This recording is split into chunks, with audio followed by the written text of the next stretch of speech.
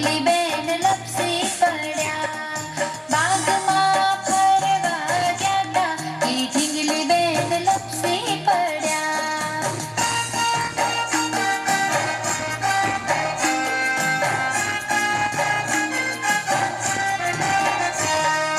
હું તો મારી ઢીંગલી માટે શીરો બનાવું. હું તો મારી ઢીંગલી માટે શીરો બનાવું. શીરો